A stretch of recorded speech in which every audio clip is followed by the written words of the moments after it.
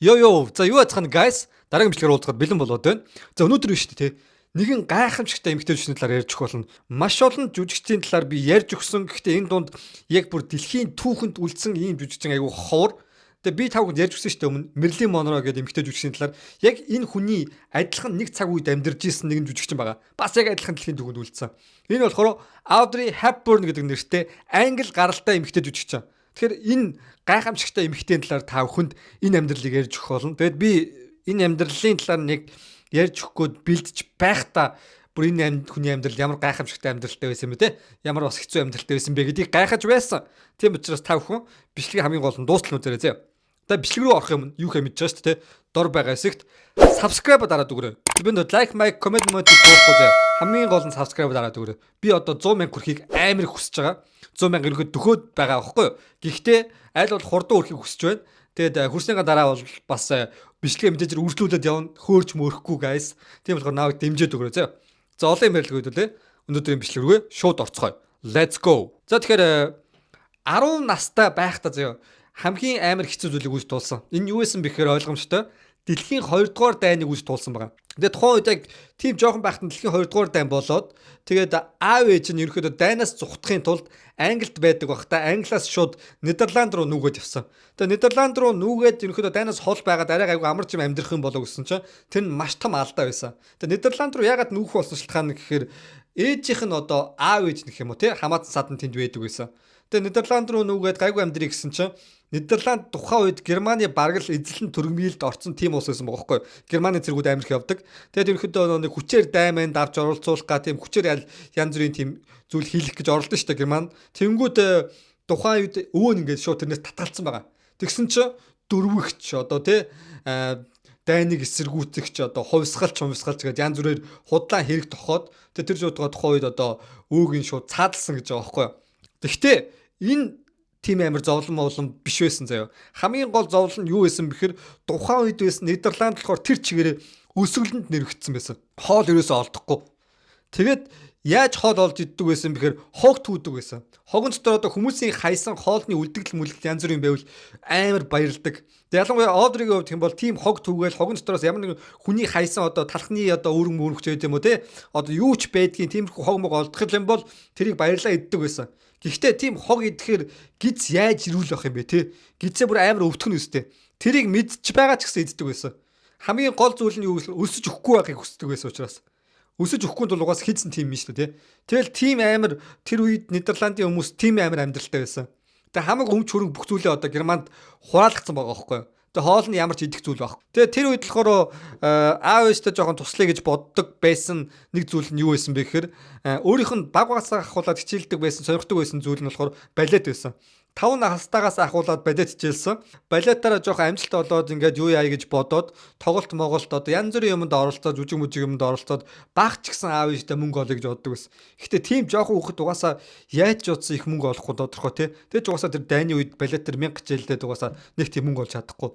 Тэгээд ерөнхийдөө яг нэг Германы цэргүүдийн амар их хяналтан донд байдаг байсан учраас тэр үед Германы цэргүүдэд одоо баригдчихгүй тулд балетын тийм жүжигэн тоглолт моголт үзүүлэхэр болно шүү дээ тий. Хамаг юмаа ингээд хөшиг мөшөг бүх юмаа ингээд хаагаад амарч байгаа байдалтай байгаа юм шиг болгоо зөө. Тэгээ жүжигсэн тоглолт эхэлдэг байсан байгаа.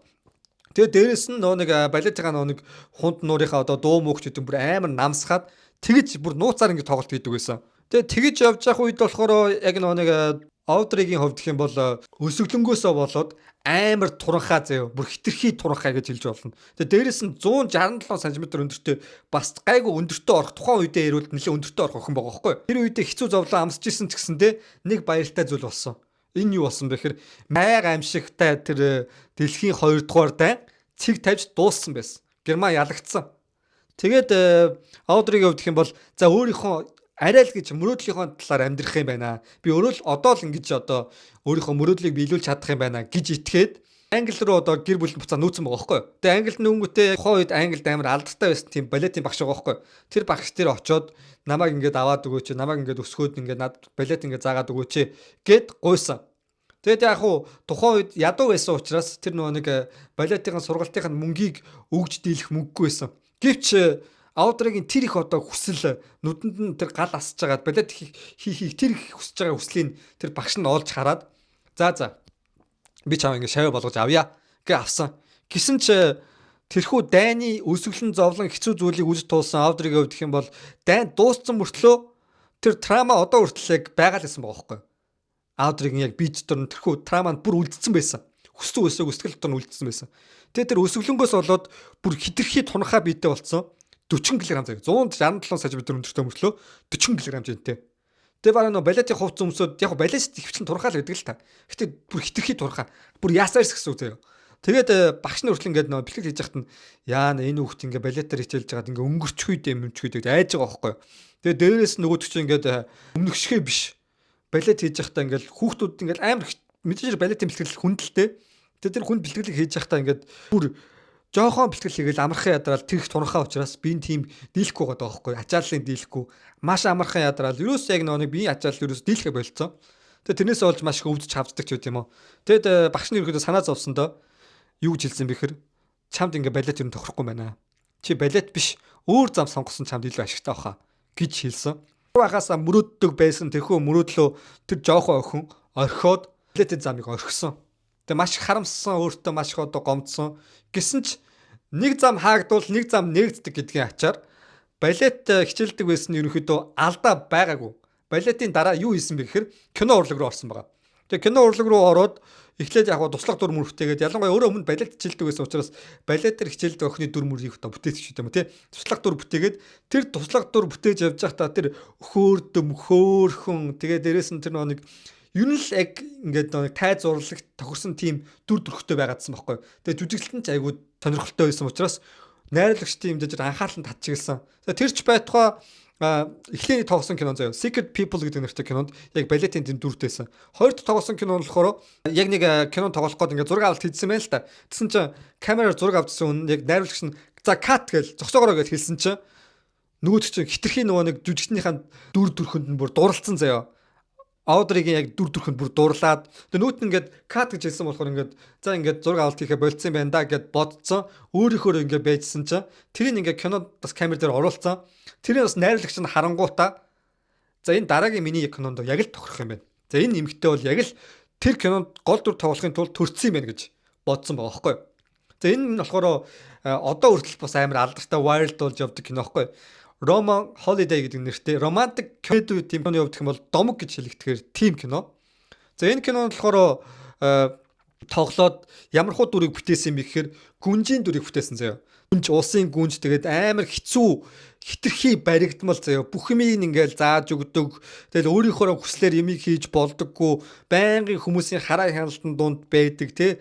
Тэгэл нэг өөрийнхөө яг хүснээр байж чаддгүй тийм амьдралыг үз туулж байгаа гүнжийн амьдралыг харуулад тэр амьдралаа орхиод шууд зүхтдэг байхгүй. Өөр улс руу зүхтцдаг. Итали Ром улс руу зүхтж байгаа байхгүй. Тэгэд тэр үед нэг зүхтаад явж байхдаа нэг залуутай тааралдаад тэгээд тэр залуутай болзоод хамт яваад яаж дурлалц хөгжилтэй үйл явдлыг харуулсан юм хөөрхөн кино. Тэгээ тэр үед болохоор нэг юм айгүй хөөрхөн хэсэг байдаг байхгүй. Яаж гэхээр хүний нүүртэй адилхан юм хад байгаа. Гэсэн чи тэр хаданд нь болохоор очингуудаа нөгөө залуу нь ингээд гараа хийгээд за энэ хэрвээ гараа хийгээд ингээд нөгөө гар нь худлаа хэлсэн ч юм уу тийм муу мухай зүйл хийсэн хүн байвал гар нь ингээд тасчдаг гэсэн гэж хилэнгүүтээ гараа хийсэн. Тэнгүүтээ орилол яана миний гар ингээд татагдахгүй шүү дээ яана гэл ингээд гаргаж ирэл яасан ч нөгөөх нь мэдээж зэрэг нөгөө юм амар айн үстэй. Аагаал юу болоод байгаа юм бэ чи яач вэ ээж вэ гэл амар сандарч тэгсэн чинь дөнгөж нэг 2 кинонд тоглолцсон шинэ жүжигчин гэхэд ямар амар мундаг жүжиглсэн юм бэ гэдгсэн чинь энэ яг үндэ жүжиг байгаагүй. Жихнээсээ нөгөө залуу жок хийсэн байгаа байхгүй юу. Манай Аудри гэдэг тэр хүү жүжигчин эмэгтэйг жок хийгээд гараа ингээд тасдуулчлаа ингээд энэ болохоор ингэсэн тэгсэн ингээд жок хийсэн чинь нүүтх нь тэрэн дээр кинонд жинхнээсээ итгэцэн заяа. Бүр жинхнээсээ итгээд хөрх яг жинхнээсээ тийм жүжиглэлт биш яг жинхнээсээ тийм реакшн үзүүлсэн байгаа байхгүй юу. Тийм гайхалтай бас кинонд тоглосон. Тэгээ энэ кино болохоор маш их алдартай болсон. Одоо хүртэл энэ кино нэр гаргадаг гэхээр та бүхэн ямар их алдартай киног нь ойлгож байгаа юм тий. За тэрний дараа болохоор Sabrina гэдэг нэртэй кинонд тоглосон.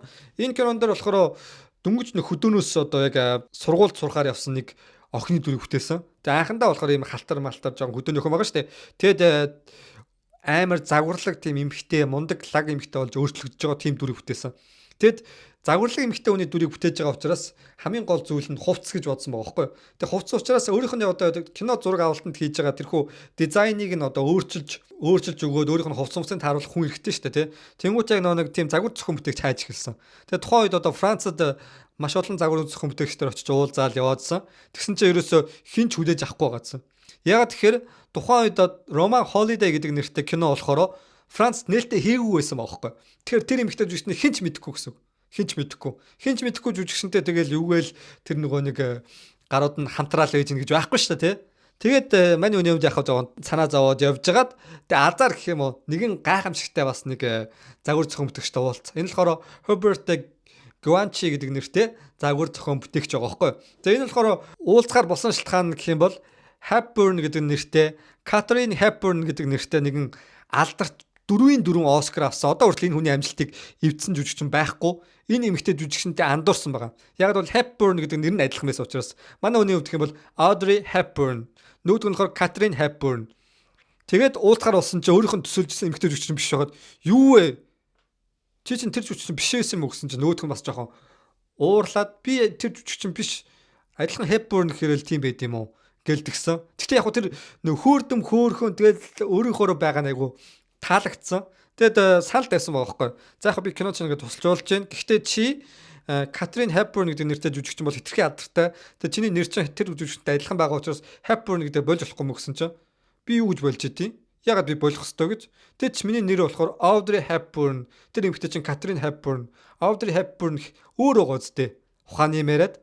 Тэгээ нөгөөх нь яг за би чиний ингээ загвар мөрсөн зохион бүтээгээд тэгээд тоглохоор болсон чинь кинон тоглож байгаа тэр өөрийнхөө байгаа ямар хөөрдөм тэр нэг хөөрхөн төрхийг хараад мань өнөө дурлцсан. Тэгээ тэр ч байтугай тэр кино бас нэлээд алдартай байсан байхгүй. Тэгээ Sabrina тэр кино тоглосноос хойш болохоор бүр нэг загварын ертөнцид гэх юм уу те. Тэгээ тэр киноны загварлаг байдал. Тэгээ дээрэс нь одоо хүртэл одоо тэр загвар нүртэл явдаг гэж боддоо. Өөрөө бас жоохон тухайн үед өндөр эмэгтэй байсан, өндөр туранхай эмэгтэй байсан учраас яг нэг өмд нь одоо юу гэдэг шилбээр нь татсан тийм нэг өмд байгаа байхгүй юу? Нарийнх өмд. Тим өмд өмсөөд тэгээ дээрэс нь нэг юм одоо Кэт гэх нь хайш юмдээ нэг тийм шахаарахгүй өмсөж байгаа. Тэгээ тэр нь бол амар wild болоод Sabrina Kate одоо Sabrina шахаа махаж гэдэг юм те. Нэг тиймэрхүү одоо хүртэл тэр нэг хэрэглэгддэг. Өндөр охтууд ялангуяа нэг тиймэрхүү шахаа махаа өмссөн явж идэв ш те. Та хэд бас харж исэн байж бол магадгүй. Гэхдээ сайн мэдэхгүй байна. Тэгээ Hubert Guanchi болохоор тэр үеэс ахуулаад зөвхөн тэр эмэгтэй одоо тий тэр манай Audrey-гийн загварыг зохион бүтээж өгөө би чамтай ингээд хамтарч ажиллая гэд цуг явсан байгаа. Тэр ч байтугай өөрт нь зориулж Францын тийм гайхалтай сүрчиг хүртэл зохион бүтээж өгсөн гэж байгаа. Тийм амар хайртай байсан гэсэн үг. Гэсэн чи Audrey Hepburn бол ерөөхдөө кино урлагаар амар амжилт олсон ч гэсэндээ яг хайр дурлал тийм нөхрийн хувьд гэх юм бол амар амжилтгүй байсан. Тэгээ энэ талаар ярьж өгье. Хамгийн анхны нөхөр нь болохоор Mel Per гэдэг нэртэй нөхөр байгаа. Энэ болохоор бас адилхан жүжигчин. Гэхдээ энэ нөхөр болохоор бүр кино урлагт ямар алдартай вэ гэхээр араар тавилтаараа амар гэдгээр алдартай. Тэр ч бодохоо 3 удаа гэрэлж 3 удаа салсан. За дөрөвт гэрэлт нь болохоор Audrey Hepburn-тэй гэрэлэхээр бас хүмүүс айгүй хэлжсэн. Чи наатаха болоо. Наа чин ингээл энэ тентгийн хүүхэнтэй ингээл хараар тавиал янз зодол явдаг. Тэр ч одоо 3 гэрлээ 3 салсан. Наатан чамд олигтой ингээд хань болж чадахгүй гэж хэлсэн ч мань өнөө гэх юм бол амар дурлцсан байсан баахгүй. Бүр зогсоошгүй дурлцсан байсан. Би зүгээр энэ хүнтэй л явна. Би энэ хүнтэй л насыг барна. Ухааны юм бодоол тэгэл нөөдгөндөө ч ингээд яг гэрлээд яваад өгсөн. Тэгээд гисэн чи яг нөхөр нь тухайн үед нөгөө нэг янз бүрийн араар тавилт гэр бүлийн асуудал тэгээд олигтой жүжиглдэг жүжигчин байгаагүй болохоор нөх өөрт нь ингээл love call юм уу те одоо манай кино тоглоод өгөөч гэсэн тийм санал мал ирдэггүй байсан байгаа байхгүй. Тэгсэн чинь Audrey-гийн хувьд гэх юм бол нөхрөө дэмжихийн тулд бүх арга хэмжээг авсан. Тэр ч бодохоо өөрийнхөө тоглох ёстой кинонуудыг бүгдийг татгалзаад нөхрөө дэмжиж нөхрийнх нь өөрийнх нь одоо тоглоод өгөөч гэж гуйсан кино байгаа байхгүй. Энэ болохоор Толстой Даймбан их гэж зохиол мэдэн шүү дээ те. Яг энэ кино байхгүй. War and Peace гэдэг нэртэй кино. Энэ кино тоглохоор болсон. Тэгэд ялангуяа Audrey-гийн хувьд гэх юм бол хөдөлгөөн хүртэл дайны тим кинонд амар их татгалж ирж байсан. Өөрөө дэлхийн 2 дугаар дайны тим хэцүү зовлон туулсан учраас тэр трама нь одоо хүртэл байгаа. Тэгээ нөхөр нь одоо шалсаар байгаа тэр кинонд хүчээр тоглуулсан. Тэгээ тоглохдоо болохоор нэг саналыг тавьсан байхгүй. Ягаад тэгэхээр дайны яг тим дайн байлдааны хэсэгт нь бол тоглохгүй, аяг зүгээр энгийн хэсэгт нь тоглоо явчаа гэсэн саналаар тэгээ тэр кинонд тоглосон. Яг тэр кино гайгүй амжилттай болсон. Тэгээ тэрний дараа болохоор бас өөр мундаг найруулагчдын кинонд тоглох боломж бол байсан. Гэсэн чинь нөхөр нь бас өөрөө нэг кино найруулахар болоод тэр одоо өөрийнхөө тоглох хэрэгтэй байсан кинонуудаа бүгдийг шууд cancel хийгээд тэгээд Green Mansions гэдэг нэртэй нөхрийнхөө найруулсан кино тоглосон. За энэ кинонд болохоор нэг тийм аралтаар амьдарж байгаа. Тэгээд яг нэг жижигхэн буу муухтай ингэ тоглож байгаа эмэгтэй дүр өвтөдөг байхгүй юу. Тэгсэн чинь энэ кино болохоор фейлдсэн. Хамгийн анх удаа кино өөрийнх нь тоглосон кино болгоно амар хит болдог байсан чинь хамгийн анх удаа Green Mansions гэдэг нэртэй кинон дэр фейлдэд энэ бол бүр хамаг ямар ч ашиг олоогүй. Тэг ямар ч амжилттай олоогүй. Тэгээ тэр жилдээ бас тэгээ Nance Story гэдэг нэртэй кинонд тоглосон байсан байхгүй юу. Тэгсэн чинь энэ кино хоёр нэг харьцуулагдсан. Тэгээ Nance Story гэдэг кинон дэр амар гоё дүр бүтээсэн чинь эсэргээрээ тэр Green Mansion дээр фейлдсэн учраас хүмүүс ингээд янз бүрээр муулж эхлэн шүү дээ, тэ. Энэ ингээд нөхрөөс нь бол янз бүр боллоо гэл. Тэгсэн чинь нөхөр нь болохоор тэрнээсээ болоод нэлээд сэтгэл санаагаар унаад тийм комплекстай болоод эхэлсэн. Тэнгүүтээ комплекстай болонгуудаа их нэртэйгээ харьцгаа болоод нэртэйгээ юм яриахаа болоод өөр хүүхнүүдтэй ууж идэж янз бүр болж уулзч унд тавьчих явдаг болсон. Тэгээ араар тавилт эхэлсэн. Тэгээ ихнэр нь тэрийг нь мэдчихсэн ч гэсэндээ салахыг хүсэхгүй байсан. Яг тэгвэл тэр хоёрын дунд хөөхөн хүү байсан байгаа байхгүй юу. Тэг гэхдээ яг тэр нэг хүүгээ олохын өмнө болохоор 3 удаа зулбсан. Эмэгтэй хүний хувьд амар харамсалтай 3 удаа зулбалтыг үүссэн. Тэр арчааг өнөхрөөс болсон байгаа байхгүй юу. Тэгээд хөөхөн хүүгээ өнчин өрөөсөн болгочихгүй тулд хичээгээдсэн уг нь бол. Ягаад тэгж хичээсэн бэ гэхээр өөрийг нь болохоор баг багт нь 6 настайд нь аав нь орхио явцсан. Тэгээд архид хитээч ирээгүй байхгүй юу. Тийм болохоор хүүхдтэй бас тийм хэцүү зүйлийг үзүүлэхгүй тулд тиссэн. Гэсэн ч тисээд байсан хэцүү байсан. Нөгөөх нь ингээл араар тавиал янз бүр болоод яваал. Тэгэл дээрэс нь огт кино урлаг тоглож чадахгүй, мөнгө олж чадахгүй, эхнэрээрээ тэтгэлсэн гараа байхгүй. Тэгээд за би ер нь бол ийм хүнтэй цаашдаа байхгүй байна гэж шийдвэр гаргаад салахаар болсон албаасаар. Тэгээд салсан жилийнхаа яг дараа жил нь өөр нэг залуутай гэрэлсэн байгаа. Тэгээд энэ болохоор Andre Doty гэдэг нэртэй нэгэн сэтгэл мэдрэлийн эмч байхгүй юу. Тэгээд яг хуу энэ залуутай гэрлээд гайгүй болно гэсэн чинь бас яг тийм байгаагүй. Гэхдээ яг энэний өмнө нэг зүйлийг яриаг үлдээж чинь энэ болохоор Break Past at Tiffany гэдэг нэртэй кино. Энэ болохоор одоо баг бэлэг тэмдэг болсон кино гэх юм бол Audrey Hepburn гэдэг энэ эмэгтэй бэлэг тэмдэг болсон кино. Хүн болгон баг энийг харж ирсэн баг. Энэ киноны яг дүр төрхийг нь бол харж ирсэн баг. Тэгээ энэ кинон дээр тоглоход болохоор ямар дүр өвтөөсөн гэхээр өмнө нь болохоор нэг гүнжин тэгээд их танхил тэгээд дээрэс нь өөрийнхөөрөө дураараа тийм сэргэлэн тийм гүнжин талаар бүтээжсэн шүү дээ, тий. Чи энэ дээр болохоор ямар дүрийг бүтээсэн бэ гэхээр залуусыг жоохон тийм өргөцдөг, тийм одоо хөнгөмсөг тиймэрхүү эмэгтэй дүрийг бүтээсэн байгаа байхгүй юу. Тэгэд айгүй тийм царайлаг эмэгтэй дүр. Энэ кинонд өмнө уг нь бол секс бэлэг тэмдэг гэж нэрлэгддэг Marilyn Monroe тоглох ёстой байсан юм байлээ. Тэсэн чи ягаад ч Marilyn Monroe тоглож чадахгүйгээр болоод тэгээ оронд нь Audrey Hepburn-ыг тоглуулахар болсон. Тэгээ Audrey-гийн хувьд гэх юм бол эндээс ер нь өөрөөс нь энэ чинь миний яг тоглодог байсан дүрээс баг 180 градус баг өөр тийм тис өөр дүр биш дээ. Би энэ дээр баг угаасаа тоглож чадах юм болов гэж жоохон хэцүү байсан. Тэг хүмүүс ч гэсэндээ наа ч юм бол тохирохгүй. Наа эмэгтэй ч юм бол ийм дүр угаасаа тохирохгүй гэж их үзчихсэн. Гэсэн чи яг хуу өөрийгөө сориод үзье гэж тоглосон байгаа байхгүй. Тэгсэн чи тэр дүрийг амар бүтээсэн. Хүмүүс бүр гайхчихсан байгаа байхгүй. Тэгээ тэрний нэг дуулдаг хэсэг байдаг. Тэгээ дээрэс нь Audrey-гийн хувьд гэх юм бол энэ киногоор дамжуулаад маш их олон төрсөн. Тэгээ энэ кино болохоор 6 дахин их ашиг олсон. Амар их ашиг олсон. Тэгэд энэний дараа болохоор тэр Andre Doty гэдэг залуутай гэрлэхээр болсон. Энэ болохоор нэг сэтгэл мэдрэлийн эмч. Тэгээ дээрэс нь өмнөх одоо юу гэдэг юм пен нээсэн байгаа байхгүй. Пан нээсэн. Тэгээд өөрөөс нь бас нэлээд дүү. Тэгээ энэ залуутай гайгүй амьдраад гэр бүлээ гайгүй авч явъя гэж бод кино урлагаас албан ёсоор холдоод Италид очиж амьдрахаар болсон. Тэгээд олон жил Италид очиж амьдраад 10 жил орчим баг кино урлагт үзэгдээгүй. Гэр бүлийнхээ амьдралаар амьдраад хөөхөн бас энэ хоёрын дундаас хөөхөн хүүтэй болсон. Гэсэн ч бас л нэг новшин зүйл тохиолдсон. Ягаад тэгэхээр Andre Doty гэдэг нөхөр болохоор араар тавихтай мэрэгжлийн нөхөр байсан. Тэгээд Audrey хөөхий гэрте байхгүй үед нь өөр эмэгтэй янз бүрийн хүүхнүүд агуулж ирж байгаа байхгүй. Тэгээд тэрийн болохоор хажуудлын хөршмөрш одоо хүүхнүүд нь болохоор сонсцоод өөрт нь ингээ хилдэг. Наа чи ийм байлаар хүүхнүүд агуулж ирээд чи янз бүр болоод штэ гэд. Тэгээд тэр сонсон гэсэндээ нэг өмнө нэг салцсан учраас салахыг хүсэхгүй байгаа учраас өөр юм гэрэлтэй туслахыг хүсэхгүй айгу хичээсэн. Гэсэн ч болоогүй. Харамсалтай байсан айгу. Тэгээд зүгээр нэг араар тавилд биш заяа. Тэгээ өөр эмэгтэй шиж дагуулж ирдэг мэрдэг биш те. Дээрэс нь папарацууд болохоор тэр нөхрийнх нь штэ те. 200 эмэгтэйтэй уулзсан тийм зургийг авсан гэж байгаа. Амар нөхрөөс энэ одоо юу юм бэ те? Тийм амар араар тавьдаг. Тэгээ яалтчгүй ийм үнтэй угаасаа хамт байгаад болохгүй байна гэж бодоод салахаар шийдсэн. Гэхдээ нэг зүйлийг одоо төлөвлөсөн байгаа. Энэ болохоор ягаад тэгэхээр хүүхдүүд нь салахт нь яаж бэлэн болцсон насантай тийм хэмжээнд хүүхдүүдээ том болгоцсон үедээ салъя гэж бодоод тэгээд 12 жилийн дараа салахаар болсон. Хүүхдүүд нь 12 моёр тэр одоо хүүхд нь 12 моёр хүрсэн үед нь. Тэгээ аль биесээр 2 дахь салтаа хийгээд тэгээд тэр олон дэлхийд танигдсан эмэгтэй жүжигчин тэр олон дэлхийн хүмүүсээр хайрлагдчихсан мөртлөө нөхрүүдээрээ л ерөөсөө хайрлагдчихж байгаагүй. Амар өрөвдөлтөй өрх юм.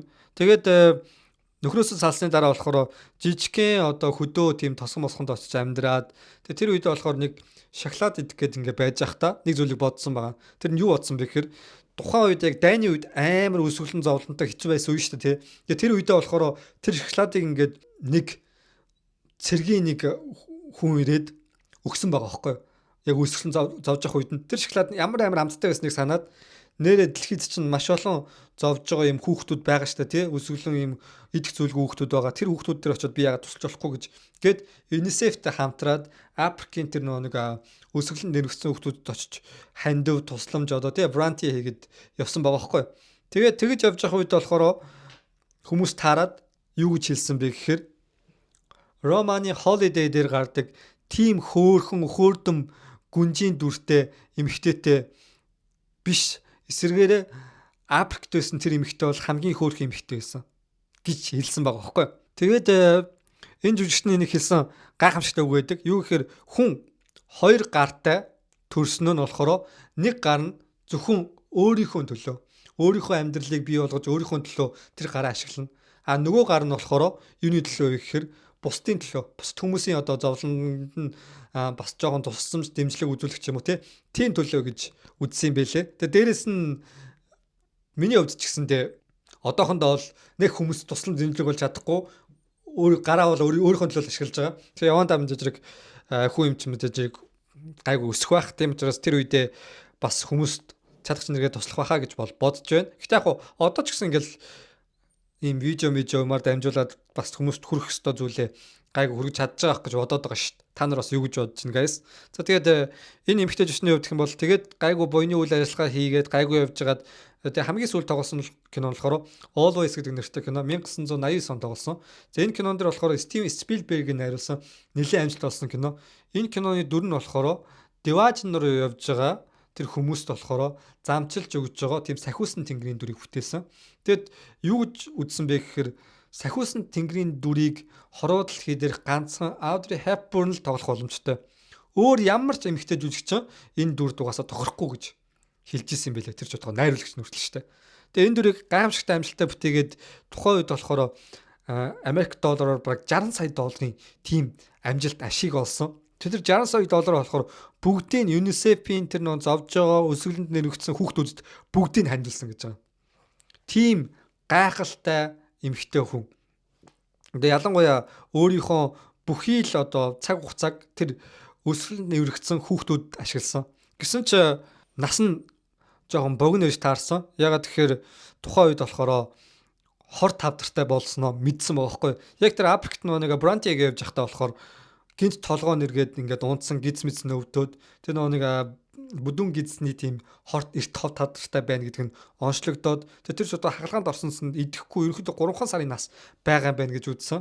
Тэгээ тэр өгөхөөсөө өмнө бас адилхан Бронтиг хийсээр байгаад хөөх юм өөд болсон байгаа байхгүй юу. Тэгээд 1993 онд 63 настай өөд болсон. Тэгээ ийм гайхамшигтай дэлхийн түүхэнд үйлдсэн ийм эмэгтэй жүжигчний талаар ярьж өгсөнд баяртай. Хит их ингэж жоохон эмоттой ярьсараад хоолоо бараг сөхөх гэдэг шиг шүү дээ. Тэгээ намайг дэмжиж бичлэгийг дуусах хүртэл үзсэн бол дор байгаа хэсэгт лайк болоод subscribe дараад өгөөрэй. За олон юм ярилцлагыг хөтөлөө энэ бичлэгээ энд үргээд дуусгацгаая. Bye bye.